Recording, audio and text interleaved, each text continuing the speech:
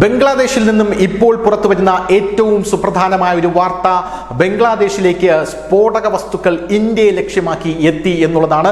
ബംഗ്ലാദേശിലെ ചിറ്റഗോങ് തുറമുഖത്താണ് ഇപ്പോൾ സ്ഫോടക വസ്തുക്കൾ എത്തിയത്. നിങ്ങൾ കാണുന്ന ദൃശ്യങ്ങൾ അതാണ്. ഈ ദൃശ്യങ്ങളിൽ ബംഗ്ലാദേശിൽ എത്തിയ ഈ വാണിജ്യ ആവശ്യങ്ങൾക്കായി എത്തിയ ഒരു കണ്ടെയ്നറിനകം മുഴുവൻ സ്ഫോടക വസ്തുക്കളായിരുന്നു എന്നാണ് മനസ്സിലാക്കാനായിട്ട് സാധിക്കുന്നത്. ഇത് വന്നിരിക്കുന്നത് കറാച്ചി തുറമുഖത്ത് നിന്നാണ് എന്നുള്ളതാണ് ഏറ്റവും വലിയ കാര്യം. ബംഗ്ലാദേശിലേക്ക് ചിറ്റഗോങ് തുറമുഖത്തിലേക്ക് ഇത് എത്തിയപ്പോൾ അതിന്റെ ക്ലിയറൻസും പരിശോധനകളും ഒന്നുമില്ലാതെ ഇതകത്തേക്ക് കടത്തിവിട്ടു എന്നും പറയുന്നുണ്ട്. വാണിജ്യ ചരക്കുകളുടെ മറവിൽ ഇസ്ലാമാബാദ് ആയുധങ്ങളും സ്ഫോടക വസ്തുക്കളും ഇങ്ങനെ പാകിസ്ഥാൻ നിരന്തരം അയച്ചുകൊണ്ടിരിക്കുകയാണ്. ഇനി എന്തിനാണ് ഇതിവർ അയക്കുന്നത് എന്നുള്ളത് ഒരു പ്രധാനപ്പെട്ട ചോദ്യമാണ്. ഡൊണാൾഡ് ട്രംപ് ജനുവരി 20 അധികാരത്തിലേറുകയാണ്. അങ്ങനെ ട്രംപിന്റെ സ്ഥാനാരോഹണം അടുത്തു വരുന്നു. യൂനിസ് അതുകൊണ്ട് തന്നെ തന്റെ പതനവും ബംഗ്ലാദേശിന് ഉപരോധവും മുന്നിൽ കാണുന്നുണ്ട്. അങ്ങനെ യൂനിസ് പ്രധാനമായിട്ടും അത് മുന്നിൽ കണ്ടിട്ടാണ് ഒരു ഇസ്ലാമിക് ജിഹാദി കൂട്ടുകെട്ട് അവിടെ ഉണ്ടാക്കാനായി ശ്രമിക്കുന്നത്. ഈ ഇസ്ലാമിക് ജിഹാദി കൂട്ടുകെട്ട് ഡൊണാൾഡ് ട്രംപ് തകർക്കും എന്നും യൂനിസിന് അറിയാം. അങ്ങനെ അത് തകർത്തു കഴിഞ്ഞാൽ പാകിസ്ഥാൻ ISIയുടെ ബ്ലൂ പ്രിന്റ് പ്രകാരം നിരവധി തീവ്രവാദ പദ്ധതികൾ ബംഗ്ലാദേശിൽ അവർ പ്ലാൻ ചെയ്തിട്ടുണ്ട് എന്നാണ് ബംഗ്ലാദേശി മാധ്യമങ്ങളടക്കം പറയുന്നത്.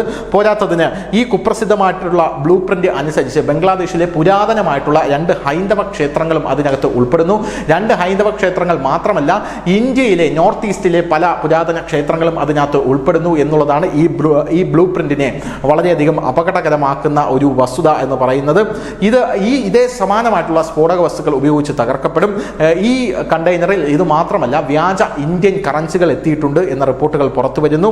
പോരാത്തതിന് ഗ്രനേഡുകൾ, സ്നൈപ്പറുകൾ, ബയോ വെപ്പൺ പോലെയുള്ള, അതായത് നെർവ് ഏജന്റ് പോലുള്ള ബയോ വെപ്പൺ പോലെയുള്ള പല സാധനങ്ങളും ഇതിനകത്ത് നിന്നും പുറത്തെത്തിയിട്ടുണ്ട് എന്ന റിപ്പോർട്ടുകളാണ് ഇപ്പോൾ പുറത്തു വന്നുകൊണ്ടിരിക്കുന്നത്. നമുക്കറിയാം, ബംഗ്ലാദേശിലേക്ക് പാകിസ്ഥാനികൾക്ക് വരണമെങ്കിൽ വിസ ക്ലിയറൻസിന്റെ ആവശ്യമില്ല എന്ന് മുഹമ്മദ് യൂനിസ് തന്നെ അവിടെ ഒരു നിയമം പാസ്സാക്കിയത് നമ്മൾ എല്ലാവരും കണ്ടതാണ്. അതുകൊണ്ട് തന്നെ പാകിസ്ഥാനിൽ നിന്ന് വരുന്ന ചരക്ക് കപ്പലുകൾക്കും അതിനകത്ത് കയറി വരുന്ന ഭീകരവാദികൾക്കും ബംഗ്ലാദേശിൽ യഥേഷ്ടം വിഹരിക്കാനുള്ള സ്വാതന്ത്ര്യം നിലവിലുണ്ട്.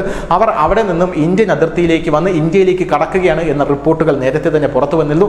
അങ്ങനെയുള്ള പല ഭീകരന്മാരെയും, നമ്മുടെ ചിക്കൻ നെക്ക്, സിലിഗുരി കോറിഡോർ അത് ലക്ഷ്യമാക്കി വന്ന പല ഭീകരന്മാരെയും, നോർത്ത് ഈസ്റ്റിൽ വലിയ രീതിയിൽ പ്രതിഷേധവും പ്രക്ഷോഭവും കലാപവും ആഭ്യന്തര യുദ്ധവും ഉണ്ടാക്കാൻ വന്ന പല ഭീകരന്മാരെയും ഇന്ത്യയുടെ ഏജൻസികൾ പിടിച്ച് അവരെ തുറുങ്കിലടയ്ക്കുന്ന കാഴ്ചയെ നമ്മൾ നേരത്തെ തന്നെ കണ്ടതാണ്. ബംഗ്ലാദേശിലേക്ക് 70 ഭീകരന്മാർ ഇതുപോലെ എത്തിയിട്ടുണ്ട് എന്ന റിപ്പോർട്ട് നമ്മൾ തന്നെ നേരത്തെ കൊടുത്തതാണ്.